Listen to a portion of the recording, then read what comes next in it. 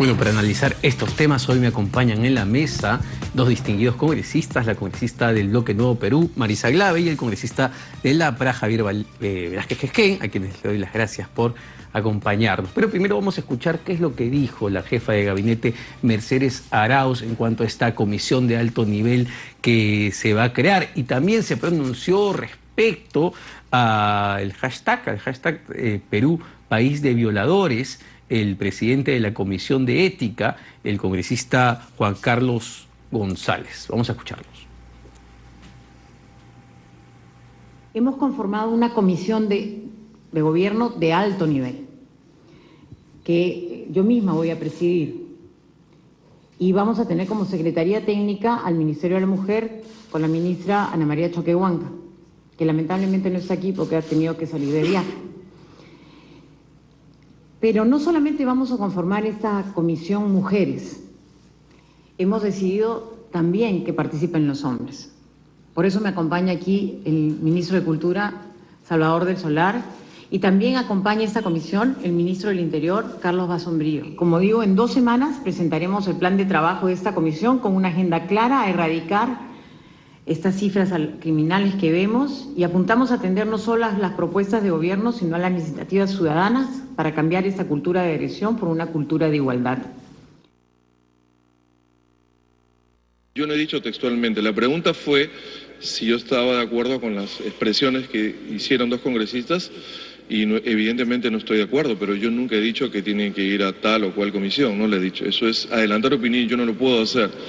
Y acabo de leer ahí una máxima de Martín Lutero que dice que uno es dueño de lo que no dice, ¿no? Entonces, la enseñanza es de que uno no puede, en cualquier situación, no en esa específicamente, adelantar una opinión, porque nuestra opinión es política. Y aunque no nos guste, es la verdad, ¿no? Entonces, yo creo que debemos ser prudentes para no decir este tipo de cosas, ¿no? Yo no me considero violador, y a la gente de mi entorno, a la gente que yo formo o me relaciono, tratamos de inculcar valores, inculcar el respeto a las personas, y por lo tanto, si ellos son bien educados y bien informados, no vamos a ser un país de violadores. Bueno, ahí están los tweets de la congresista fujimorista Tami Ariborgo, que es una de las que se ha sentido muy afectada con estas palabras de la congresista Wilca y la congresista Marisa Glave, que está acá, y ahí pone, ¿no? La congresista Glave y Wilca deberán responder ante la Comisión de Ética por su indignante hashtag que denigra al Perú. Yo creo que hay cosas que denigran mucho más al Perú, como la cifra de 15.000 violaciones sexuales en lo que va del año, francamente. Y bueno, pero ¿cómo se ha dado todo esto?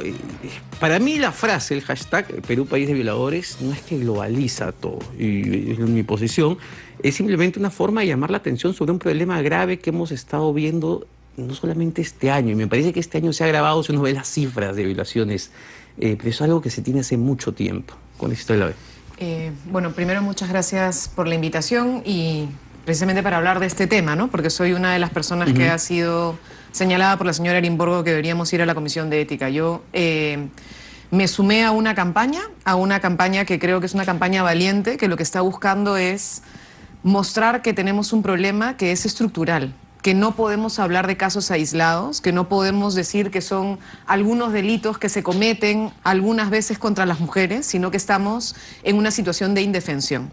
Algunas, yo me incluyo, nos sentimos realmente dolidas con lo que pasó con la voluntaria en el día del censo, porque era una mujer que estaba yendo a cumplir con un deber cívico, se había inscrito como voluntaria y estaba yendo a aplicar una encuesta, y esa mujer fue violada. Y eso nos ha no solamente, digamos, afectado a muchas mujeres, sino que nos ha ayudado a levantar la voz con muchísima, yo creo que seriedad y dureza también. Yo sé que es un hashtag duro, pero lo hemos hecho, ¿por qué? Porque necesitamos ser conscientes que el dato de 15.000 mujeres que sufrieron violación de su libertad sexual, muchas de ellas terminaron en violación en el sentido concreto de la violación, pero la violación de la libertad sexual es mucho mayor que solamente el acto de violación físico. Quiere decir que hay más de 500 mujeres al mes que han sido violadas en su libertad sexual. De hecho, el día de hoy, 60 mujeres han sido violadas en su libertad sexual, y probablemente 25 mujeres han sido totalmente violadas sexualmente. Esa es la realidad del Perú. Y entonces o empezamos a hacer algo para que eso realmente cambie, y lo que queremos nosotros decir es que este país que tiene este nivel de violencia contra la mujer tiene que parar. Y no podemos seguir tapándonos los ojos, porque no son solamente las cifras de violencia sexual que están en este nivel y que nos ponen en un nivel de vulnerabilidad a todas, a niñas, a adolescentes, a mujeres de mediana edad, a mujeres mayores, que nos ponen en una situación de vulnerabilidad terrible en el tema de la integridad de nuestro cuerpo en materia de libertades sexuales, sino que somos un país en donde nos agreden físicamente. Acabamos de ver hace pocos días a una chica a la que arrastraban en la calle. Y entonces todas esas cifras combinadas hacen que para algunos indicadores seamos el tercer país con mayor nivel de violencia en el mundo. Entonces tenemos que reaccionar.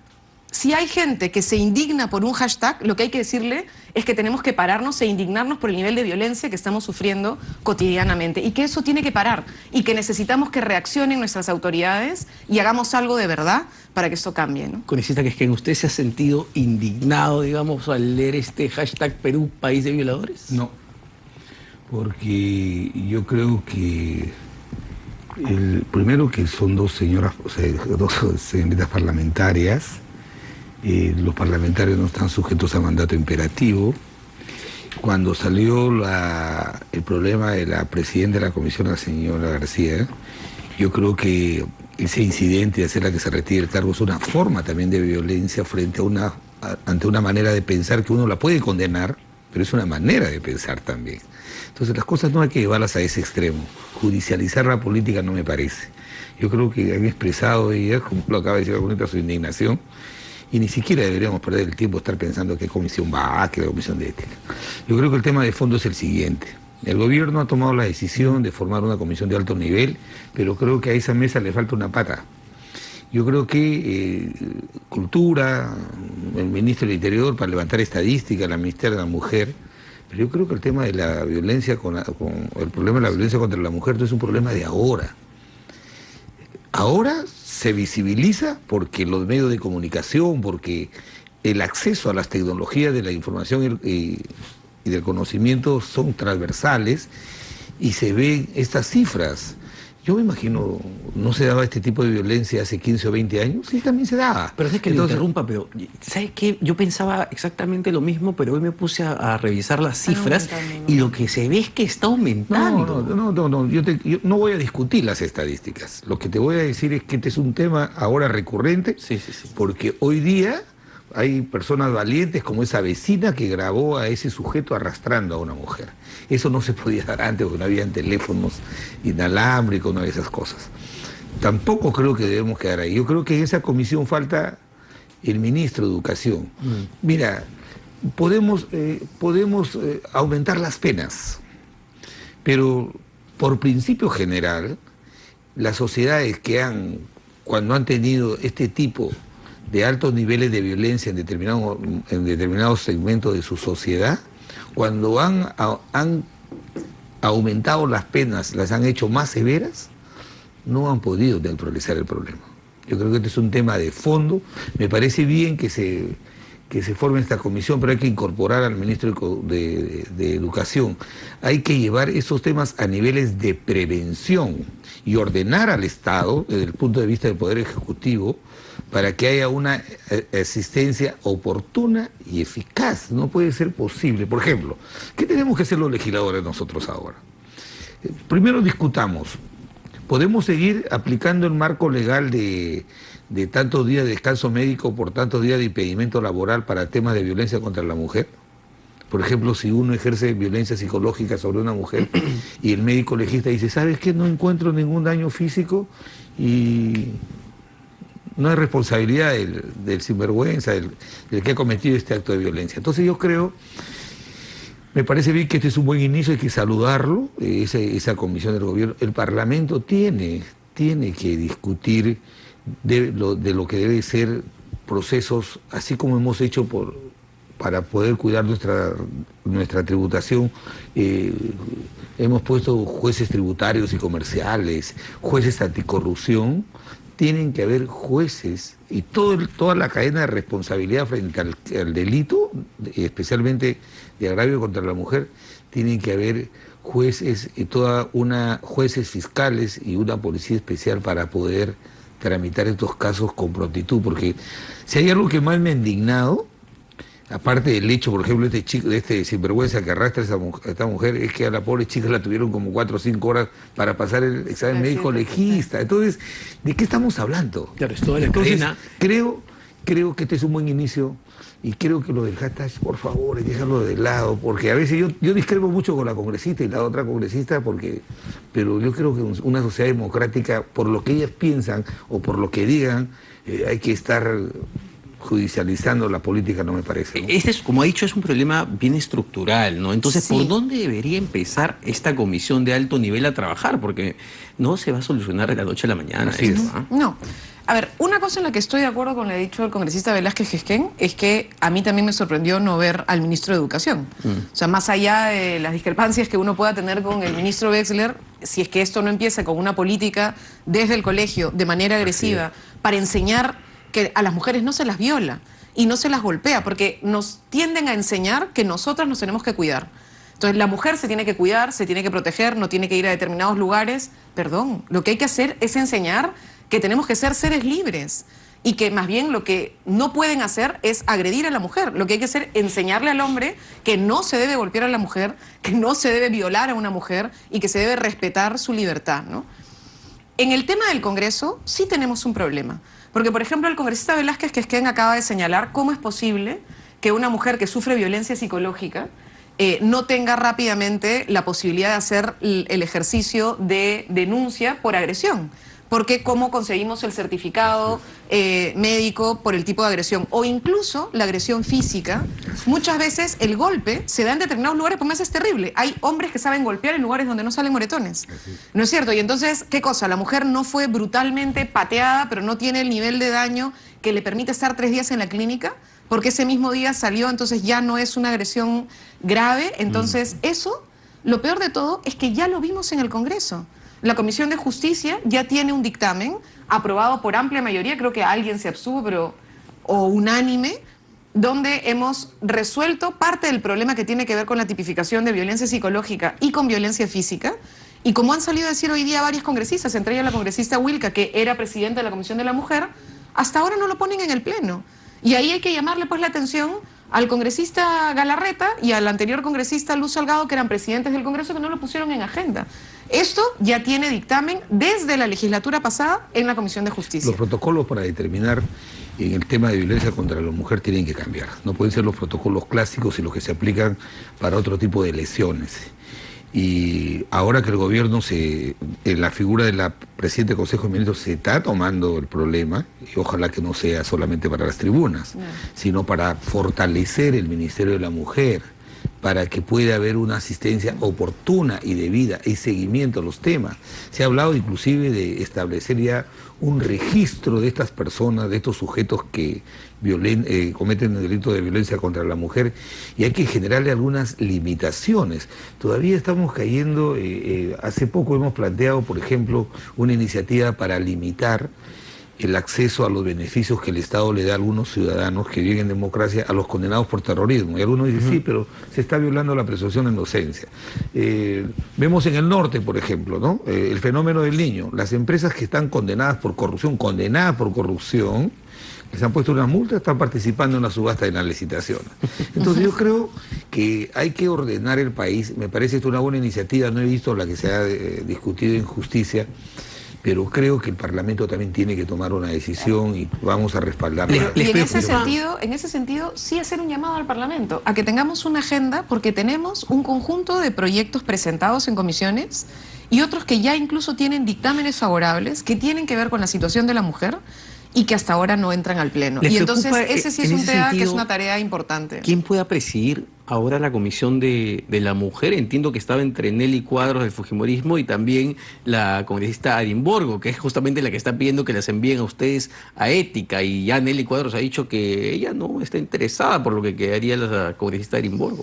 Yo entendí que iban a colocar a la congresista Betty Ananculí, no sé muy bien. Eso, lo que suele haber en el Congreso es que hay un pacto entre las distintas fuerzas y le corresponde a Fuerza Popular, en este caso y en este contexto, determinar quién es la presidenta de esa comisión. Yo espero que pronto podamos resolver el tema de las comisiones pendientes para los grupos parlamentarios. Nuevo Perú es ya formalmente un grupo parlamentario y nosotros esperamos, si es que no en esta, en la próxima, poder recuperar 2 comisiones, que sería lo que a nosotros nos correspondería, y ya lo hemos dicho con claridad que nos gustaría tener la Comisión de la Mujer. Mientras tanto, lo que hay que hacer es exigir que esa comisión cumpla el rol que tiene que cumplir, que es cuidar precisamente el acompañamiento de las mujeres, levantar la agenda que tiene que ver con lograr la equidad entre hombres y mujeres y no caer en lo que ha ocurrido en algún momento, como ocurrió con la señora Maritza García, que es justificar la violencia contra la mujer, ¿no? Bueno, para ir terminando con este tema, el caso de este sujeto, el violador que violó a esta chica en Villa El Salvador, la pena que va a recibir va a 6 años, e incluso creo que se puede acoger a beneficios penitenciarios de 6 por 1, que es lo que podría salir con menos tiempo. Sí, por supuesto. Quiero complementar lo que ha dicho la congresista con respecto a la presidencia de la comisión. Tenemos un acuerdo que es democrático, proporcional. Esta comisión la preside Fuerza Popular por el momento, y al que ellos propongan, inclusive los congresistas de Nuevo Perú tienen que votar así, porque ese es un acuerdo que tenemos de respetar. Ojalá que Fuerza Popular pueda proponer una persona que pueda cumplir o desarrollar los objetivos que se plantea esta comisión.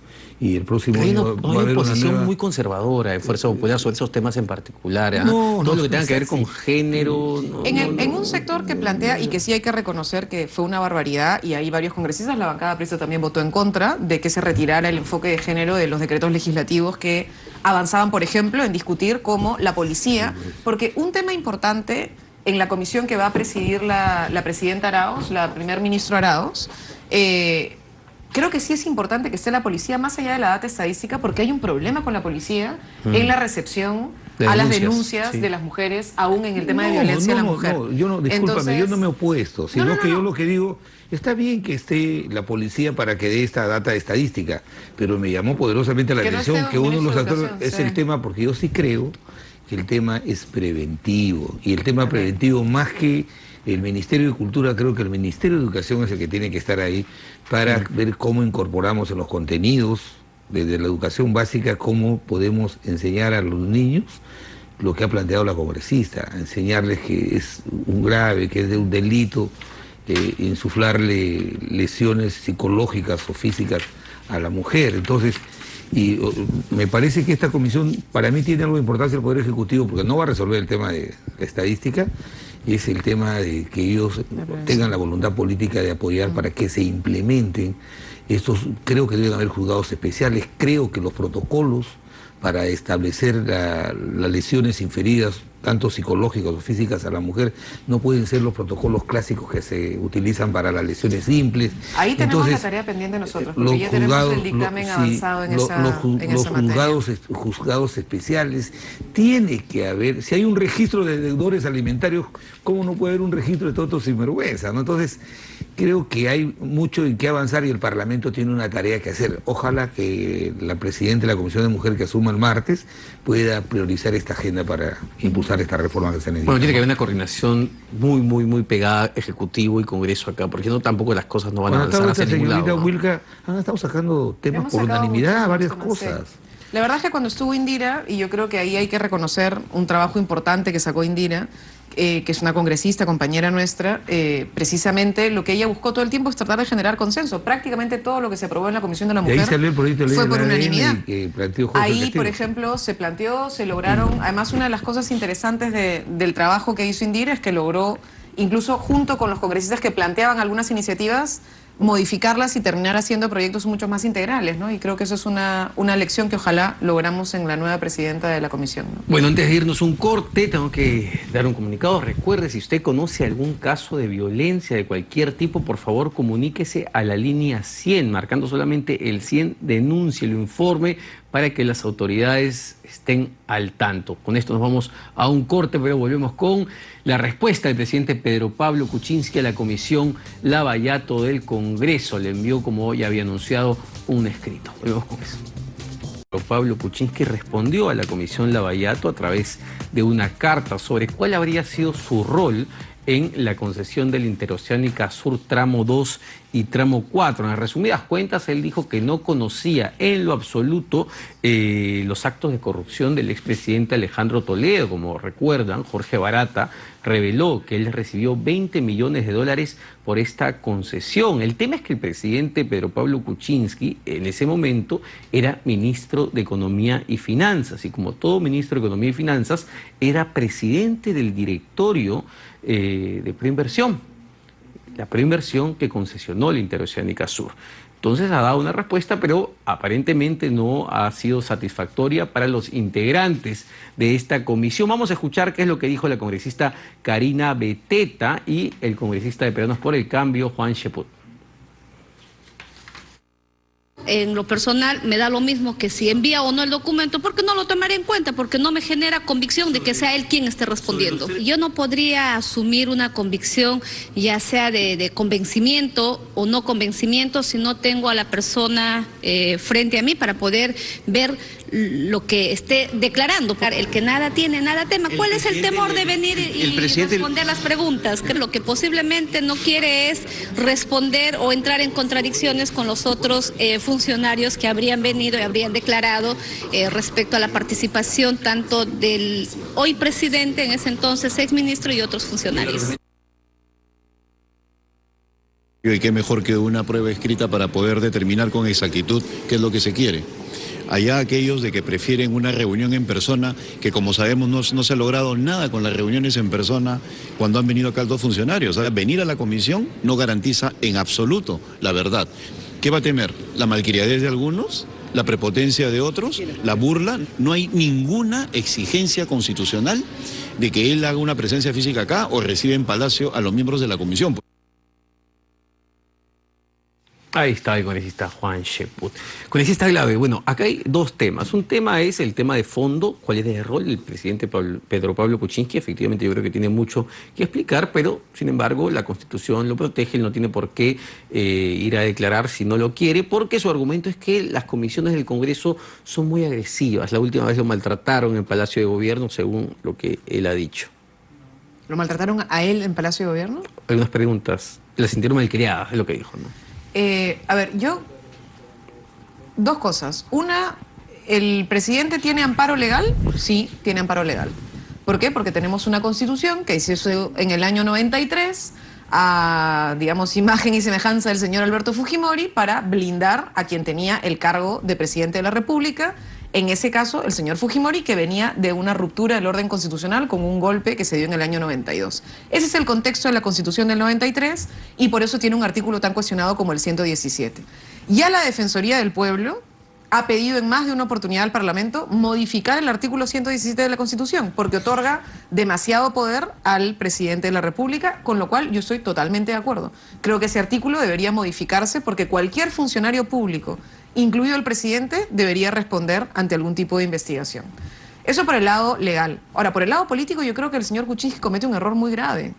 En realidad, no solamente él con esta manera de responder, sino para nosotros, este Ejecutivo no está tomando liderazgo en la investigación del caso Lava Jato, ni pareciera estar buscando que lleguemos realmente al fondo de la verdad en su conjunto. Es un caso muy complejo que ha atravesado 4 años, cuatro gobiernos, que ha podido llegar a distintos gobiernos subnacionales y que merece no solamente la atención de la ciudadanía y de la Fiscalía, sino que el Ejecutivo debería tener un rol un poco más activo. De hecho, si nosotros nos preguntamos por los procuradores, en particular procuradores por el caso Lava Jato, la verdad es que poco o nada están haciendo en esta investigación, ¿no? Entonces, por ahí creo que comete un error el presidente y creo que este gobierno está dejando, la verdad, mucho que desear sobre su participación frente al tema. La Comisión Lava Jato. Nosotros no hemos podido ver como Nuevo Perú la carta que ha mandado el presidente. Nosotros formalmente no estamos incluidos dentro de la comisión. Tenemos 2 congresistas, el congresista Richard Arce y el congresista Alberto Quintanilla, que suelen tratar de ir a la comisión, pero más por voluntad de participar, pero todavía formalmente nos hemos incorporado. Ojalá podamos hacerlo pronto porque es una comisión realmente importante, pero en estricto no hemos podido ver aún la carta del señor Kuczynski. No sé si el congresista Velázquez es quien la ha podido ver o el partido aprista han comentado algo, pero en líneas generales, para nosotros, el presidente comete un error. Él debería haber recibido a la comisión en Palacio, lo hizo antes el señor Humala, lo hizo antes el señor Toledo, y bueno, sí, pues la política es agresiva, él sabe que es agresiva, pero es muy probable que en tanto él reciba una comisión, las distintas fuerzas ya lo han dicho con claridad, que lo que quieren ir a hacer es ir a hacer las preguntas necesarias para esclarecer hechos que son complicados, porque el señor Kuczynski fue pues ministro durante el tiempo en el que se hicieron distintas, digamos, primero se permitió que unas empresas que en teoría estaban prohibidas de contratar con el Estado, contraten con el Estado, en base a un informe del estudio Monroy que, hasta donde entiendo, está cuestionado sobre si llegó a tiempo o no llegó a tiempo. Que ahí hay un debate sobre si eso habría la legalidad a que Proinversión avanzara hacia estas empresas o no. Y finalmente también era ministro cuando hicieron muchos cambios alrededor de la interoceánica, ¿no? Entonces la verdad es que sí tiene que contestar, ¿no? Ahora, el expresidente García, en la última entrevista que le da Perú 21, tuvo palabras muy duras contra el presidente Kuczynski, porque habla de Alejandro Toledo como la cabeza de una banda criminal y que esa banda aprobó el contrato de concesión de la interoceánica en 18 minutos. Y obviamente, como hace referencia a la banda, ahí estaba pues el presidente Kuczynski. Bueno, con relación a quiero hacer yo discrepo con lo que dice la congresista. Hay un error de interpretación de la Constitución. El artículo 97 de la Constitución le da una atribución al Congreso a hacer investigaciones por cualquier asunto de interés público. Dice, es obligatorio comparecer por requerimiento a estas comisiones. No hace excepción. ¿El presidente es peruano o no es peruano? Entonces, pero el 117 no, te digo lo sé, permíteme terminar la idea. Al presidente se le está pidiendo su testimonio, a él no se le está acusando. Y cuando el 117 tiene como título, dice inmunidad presidencial, la congresista y yo tenemos inmunidad, pero si un juez necesita nuestro testimonio, lo puede pedir a través de la Corte Suprema. Entonces, aquí yo creo que prima el interés público. Este es un hecho gravísimo que tiene que ver con Lavallato, que tiene que ver con que lo que está investigando la Comisión Parlamentaria es algo que ya es casi un proceso de investigación cerrado, el tema del pago de 20 millones de dólares que ha recibido el señor Alejandro Toledo y por el cual está prófugo. ¿Quién era el ministro del Interior en ese momento? Era el actual presidente de la República. ¿El ministro de Economía? ¿Y por qué se le está pidiendo su testimonio al presidente Kuczynski actual? Por un hecho del año 2005. Y yo he leído hoy día lo que ha comentado García Belaúnde y algunos que han tenido acceso a este pliego de respuestas. Es que el presidente, por ejemplo, ha dicho que exoneraron del SNIP a esa obra porque hay una legislación que permite que otras obras también se exoneren del SNIP. Nadie sabía, imagínate, nadie sabía cuánto iba a costar esa obra tan importante para el país, lanzarla sin tener un estimado. Yo recuerdo que el amigo del presidente era el Contralor General de la Matute, el extinto Genaro Matute, un hombre honesto y probo, y llamó la atención, observó, el viceministro de Transportes también se opuso. Entonces, se ha festinado un informe para justificar que las empresas que ganaron, que estaban impedidas por ley porque tenían procesos judiciales con el Estado, pudieran estar habilitadas. Entonces, ¿quién presidía en ese entonces el Consejo de Proinversión? El ministro de Economía. Hoy ya lo preside el presidente del Consejo de Ministros. Entonces, hay hechos que la comisión necesita que el presidente los explique. No es un grave error decir que el artículo 117, ¿dónde hay un artículo que diga el presidente está impedido de poder colaborar con una investigación parlamentaria? Y lo ha expresado la congresista. Humala lo hizo Toledo. Y ¿sabes qué? Si yo fuera presidente y veo que un parlamentario se sale de los cánones normales de respeto, evidentemente yo lo expulso del Palacio de Gobierno. Ahora, el congresista Becerril está a punto, porque él dice que es falso lo que ha dicho el presidente, está a punto de levantar la reserva de esa sesión para mostrar que no ha habido tal agravio. Aquí lo que pasa es que, me parece, te digo lo siguiente, yo he presidido 4 años la Comisión de Fiscalización. Yo creo que si no se recoge ese testimonio, no hay investigación del tema, por lo menos Interoceánica del Sur. Porque todo el episodio de haber exonerado del SNIP, de este informe legal que se hizo en 2 horas, ¿ya? El del doctor Monroy, el que empresas que estaban impedidas de contratar con el Estado fueran habilitadas y justas, estas ganaran. Y una votación, perdóname, que se llevó desde la sede en San Isidro de Preinversión hasta Palacio de Gobierno con presencia del expresidente Toledo. Y no se le está pidiendo su testimonio al presidente de su condición de presidente, sino era ministro de Economía. A mí me genera suspicacia que justo cuando sacan el decreto exonerando el ENIP, el ministro de Economía se va de viaje y deja encargado al ministro de Educación. Entonces, ese tipo de preocupaciones de la comisión no se responden con un pliego interrogatorio escrito. Yo creo que el presidente tiene que dar el ejemplo. Si él no tiene, como para mí a él le alcanza la presunción de inocencia. Pero él debería colaborar. Si él como jefe de Estado no colabora, ¿qué puede esperar del resto? Pero ahí, por ejemplo, en eso estamos de acuerdo. Yo creo que él está cometiendo un error en político. No colaborar, y es un error político porque es un mensaje a la ciudadanía. Así es. Y ese es un error que está cometiendo el presidente. Y, como lo digo, no solamente él, sino su gobierno no pareciera estar interesado en esclarecer el tema lavajato. Sin embargo, el artículo 117 de la Constitución genera debate. Por ejemplo, García Toma, que fue ministro de ustedes, si no me equivoco, hace pocas semanas ha declarado que sí, pues, que el artículo 117 es una limitante del artículo 97 de la Constitución. Entonces, es un tema de debate. Podemos no estar de acuerdo. Yo creo que ese artículo 117 debería modificarse como lo planteó la Defensoría del Pueblo en su momento. Pero lo real es que más allá del debate jurídico, que ojalá lo tengamos en el Congreso y podamos hacer un desarrollo para que quede claro eventualmente que ese 117 solamente afectaría a funciones de su mandato actual y no a cualquier tipo de acción que pudiera haberse hecho en el pasado. Lo cierto es que más allá de ese debate, el presidente está cometiendo un error. Ahora, y sí debería hoy día responder formalmente. Yo me quedo con lo que dijo Víctor García Belaúnde. Entonces dijo, mi hermano es constitucionalista, pero él en la interpretación de la Constitución, hasta él también se puede equivocar. Y yo creo que hay de todo, pero te quiero decir lo siguiente. Este artículo 117 está referido para acusación, cuando quieres acusar al presidente. Aquí no se le está acusando, aquí se le está diciendo, señor, ¿sabe qué? Necesito de usted su testimonio, o sea, como testigo. Necesito, como usted fue el que en su gestión se produjo todo este acto jurídico, necesitamos su testimonio. Esa es una colaboración. Entonces, me parece que el presidente comete un gravísimo error, porque ahora ten la seguridad que el informe en ese aspecto va a ser insuficiente, va a dejar ahí el signo de interrogación, y además la comisión Pari, el señor Pari, que tanto se ha paseado por los medios de comunicación tratando de culpar a nosotros, él ocultó una información, él dice que le llegó después que terminó su gestión, él ocultó una información de la Unidad de Inteligencia Financiera que establecía que algunas empresas que estaban vinculadas al ministro de Economía de ese entonces recibieron fondos de Odebrecht. Eso no es un agravio, eso está...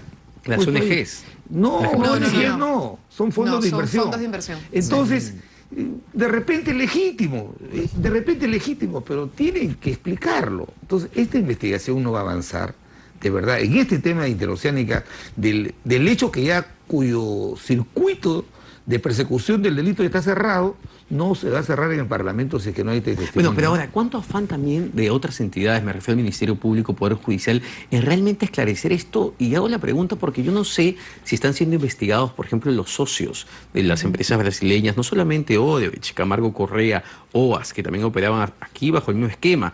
Aquí y las socias peruanas, además. A eso me refiero, claro. A los socios peruanos. No sé si hay una investigación real en este momento en el Ministerio Público a esos socios. En Brasil, mucho de lo que se sabe porque las empresas han hablado. Y acá se está viendo solamente a políticos, pero yo no sé si hay esa investigación. Ahora, ahí hay un debate sobre qué tipo de política tenemos para lograr las delaciones, ¿no? O sea, en Brasil, por ejemplo, ¿por qué están logrando esa cantidad de delaciones? Porque están permitiendo que las empresas operen.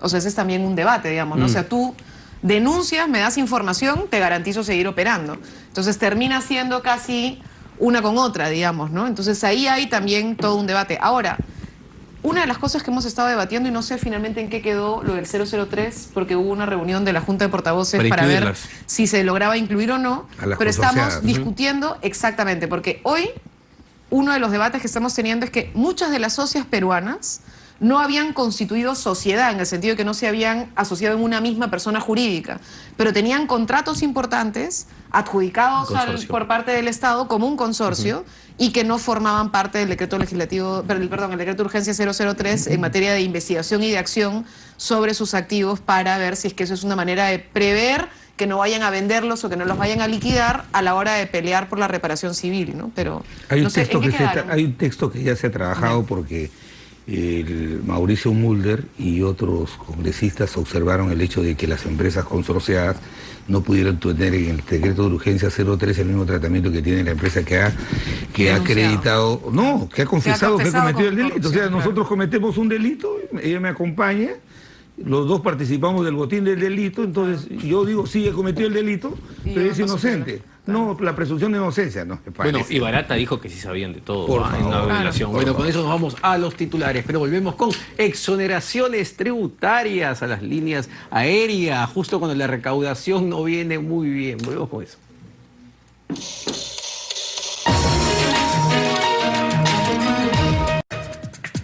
Bueno, el jueves pasado, el Pleno del Congreso en primera votación aprobó un proyecto para restituir beneficios tributarios a la importación de aeronaves y sus partes. Este beneficio ya se vino aplicándose entre el 2010 y 2015, creo que tiene en realidad bastante tiempo atrás, el del 60 y tantos, solo que se va restituyendo el beneficio cada 5 años para hacer un análisis. Entiendo que después del 2015 ya no se quiso prolongar más esta exoneración y se dejó de aplicar, se ha dejado de aplicar más de 1 año y 10 meses. Vamos a ver qué es lo que dijo el ministro de Transportes, Bruno Yufra, al respecto, porque, ojo, ha sido aprobado en primera votación. Entiendo que falta una segunda votación, pero solo ha sido aprobado con los votos de la bancada de Fuerza Popular. Vamos a ver qué es lo que dijo el ministro Yufra.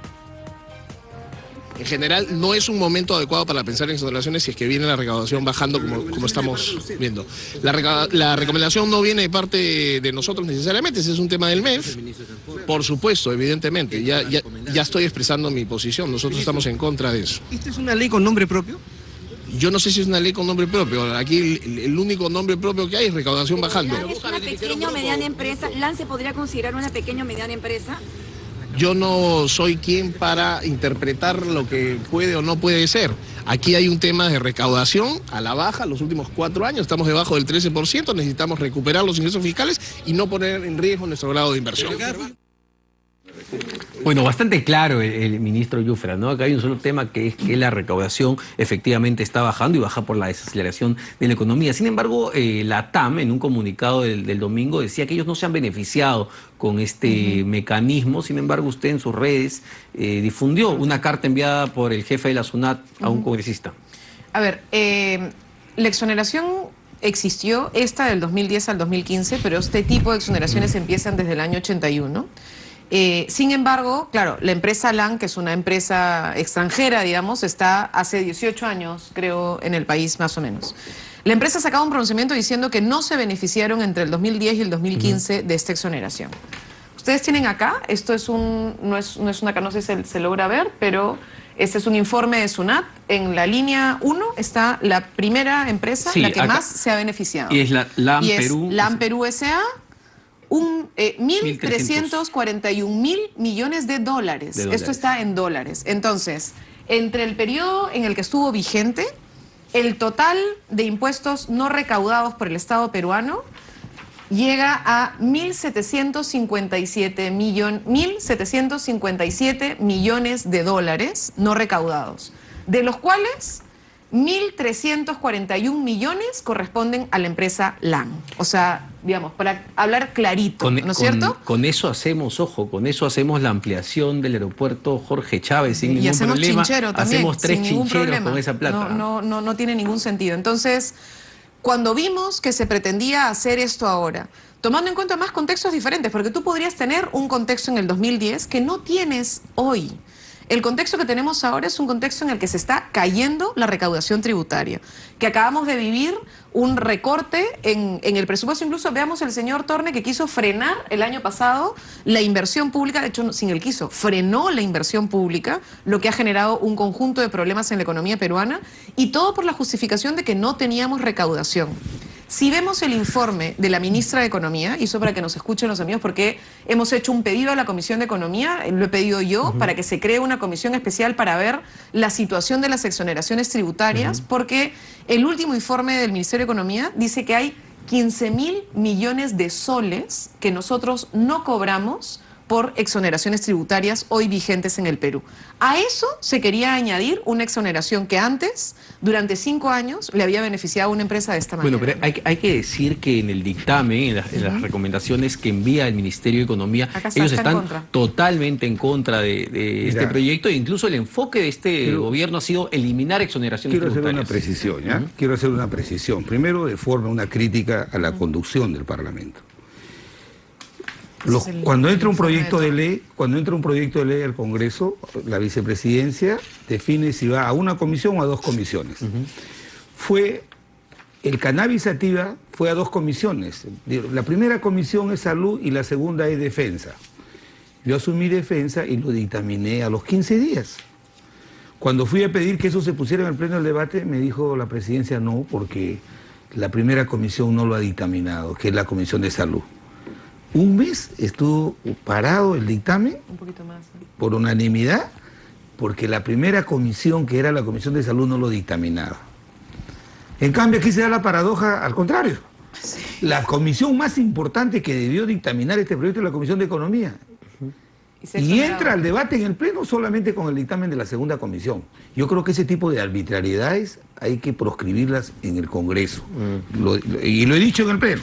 Segundo, quiero decir lo siguiente, porque te toca a nuestro gobierno. Nosotros dimos esta exoneración. Las exoneraciones en ninguna parte del mundo son indefinidas, son temporales. Son para estimular determinado sector del mercado. Eso es bueno en el país. Nosotros lo dimos el año 2010, con un plazo improrrogable que vencía el 8 de enero del 2015. 5 años. 5 años. 5 años, ¿para qué? Para ampliar la participación de empresas en este sector. Y se logró el objetivo. Esta ley quedó derogada tácitamente el 8 de diciembre del 2015. ¿Qué ha pasado ahora? Y lo advertí en el Pleno. ¿Cómo es posible que pongan en debate un proyecto de ley que restituía solamente un artículo de esa ley muerta, derogada? Entonces es como si te dijera, ¿sabes qué? Vamos a sacar del cementerio a un muerto y solamente vamos a hacer vivir su brazo.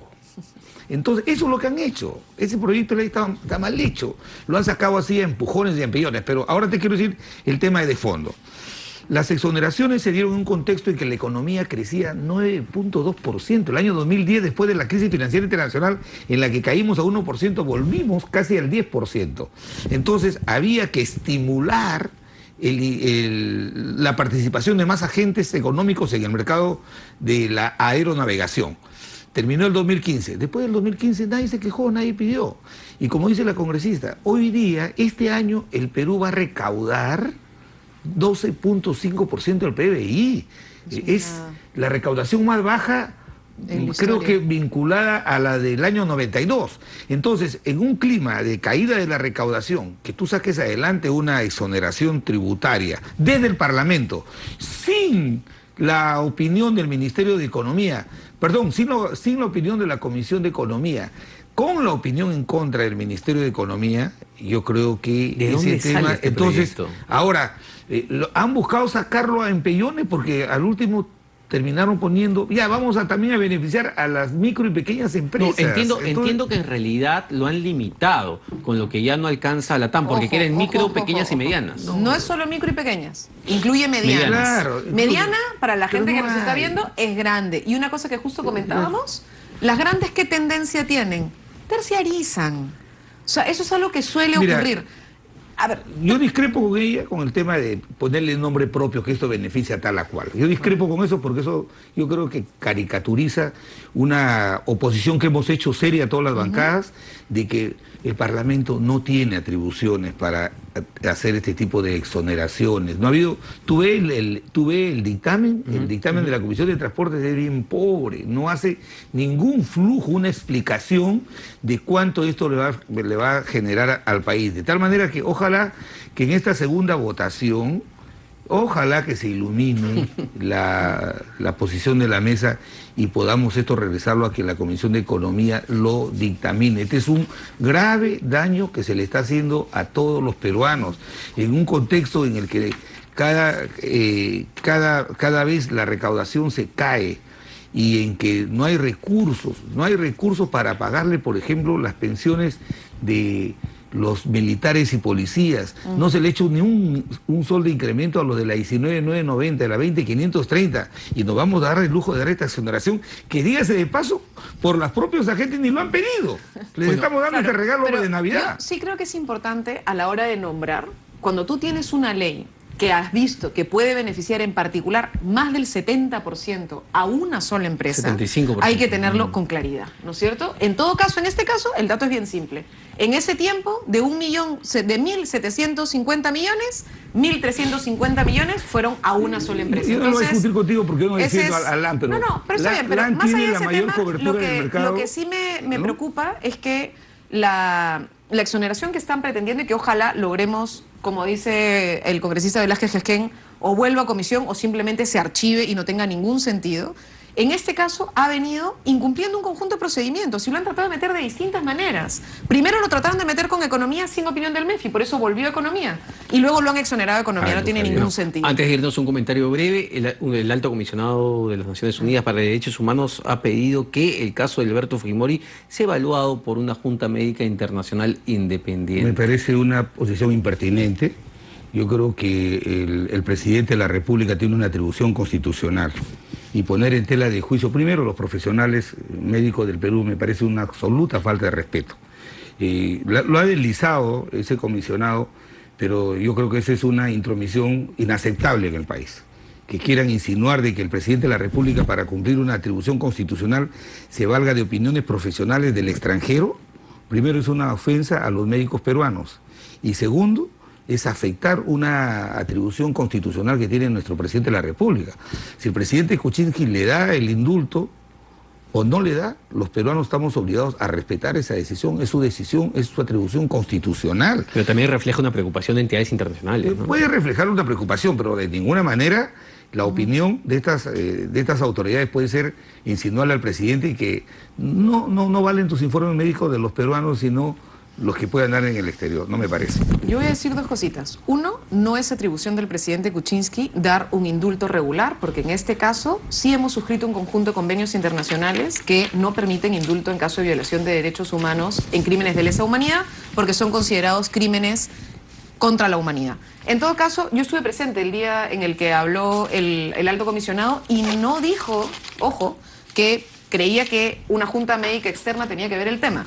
Lo que sí dijo, porque yo estuve presente, sacó esa nota. Ya, pero yo estuve presente en la reunión y lo que dijo el alto comisionado es que el tema debía eventualmente, en caso el presidente estuviera evaluando un indulto, sí tener en consideración si es que esto contravenía algún tipo de tratado internacional y que eso es lo que debería someterse a algún tipo de consulta a los organismos multilaterales, de los cuales nosotros formamos parte, porque formamos parte de un conjunto de convenios. Sobre este punto, yo sí quiero permitirme un instante y llamar la atención y preocupación a la Fiscalía, porque la segunda Fiscalía Provincial Penal, supraprovincial de Ayacucho, ha iniciado investigación contra la señora Juana Carrión, que es la presidenta de ANFACEP, por supuestamente poder haber incurrido en el delito de terrorismo.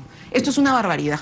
Nosotros en el país, y quienes conozcan ANFACEP saben que es una organización que ha luchado por derechos humanos y por memoria históricamente. Y no podemos seguir en la cantaleta en la que ha intentado el fujimorismo meternos en una discusión que es irreal. Hace poco se acaba de morir Mama Angélica, a quien le tenemos que rendir homenaje por la lucha permanente que hizo para poder conseguir justicia por su hijo, y hoy que pretenden abrir esta investigación, cuando además el fiscal ya fue al museo de ANFACEP, a quienes los invito a ir a verlo, que es un museo de memoria, y eso no es ningún tipo de acto de terrorismo. Bueno, perfecto, se nos acabó el Preciso tiempo. Nada más que sí, el presidente tiene la atribución constitucional de dar un indulto ordinario. Hay algunas excepciones, como el caso que no puede dar a violadores de menores de edad, que lo establece la ley, pero esa atribución. Y un indulto humanitario de verdad que lo puede dar incausadamente. Pero este no es humanitario. Estamos hablando de la discusión de uno regular. Y el regular no puede porque Cuando esto hablamos también de tiene médicos, el factor de secuestro humanitario. agravado. Le doy las gracias a mis dos distinguidos invitados, pero ya los tengo que dejar con Alejandra Puente en RPP Noticias, edición noche, pero nos vemos mañana.